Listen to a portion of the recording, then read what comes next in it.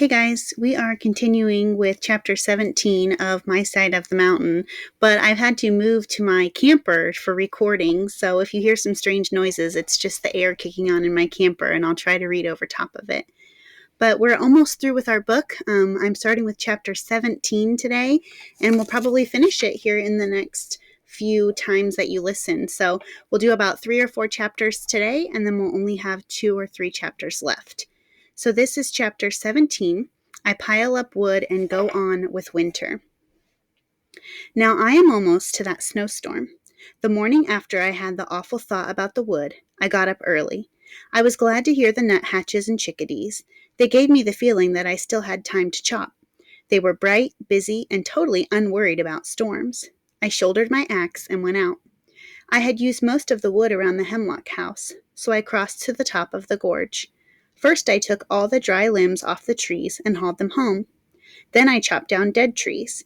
With wood all around me, I got in my tree and put my arm out.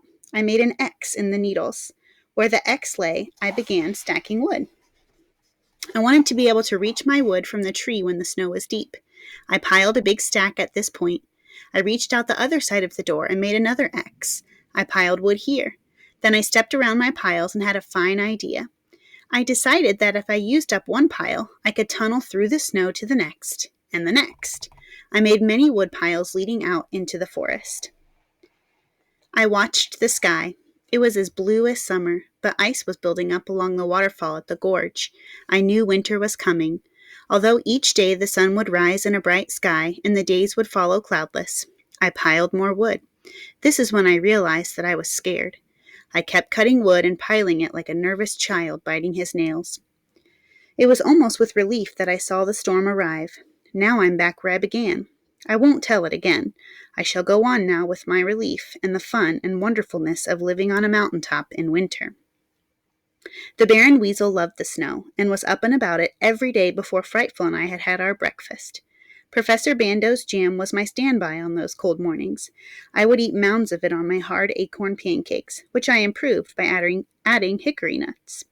With these as a bracer for the day, Frightful and I would stamp out into the snow and reel down the mountain. She would fly above my head as I slid and plunged and rolled to the creek. The creek was frozen. I would slide out onto it and break a little hole and ice fish. The sun would glance off the white snow, the birds would fly through the trees, and I would come home with a fresh meal from the valley. I found there were still plants under the snow, and I would dig down and get teaberry leaves and wintergreen. I got this idea from the deer, who found a lot to eat under the snow. I tried some of the mosses that they liked, but decided moss was for the deer. Around 4 o'clock we would all wander home. The nuthatches, the chickadees, the cardinals, Frightful, and me. And now came the nicest part of wonderful days. I would stop in the meadow and throw Frightful off my fist. She would wind into the sky and wait above me as I kicked the snow-bent grasses. A rabbit would pop up, or sometimes a pheasant. Out of the sky, from a pinpoint of a thing, would dive my beautiful falcon. And oh, she was beautiful when she made a strike, all power and beauty. On the ground she would cover her quarry. Her perfect feathers would stand up on her body, and her wings would arch over the food. She never touched it until I came and picked her up. I would go home and feed her, then crawl into my tree room, light a little fire on my hearth, and Frightful and I would begin the winter evening. I had lots of time to cook and try mixing different plants with different meats to make things taste better, and I must say I originated some excellent meals. When dinner was done, the fire would blaze on. Frightful would sit on the footpost of the bed and preen and wipe her beak and shake. Just the fact that she was alive was a warming thing to know.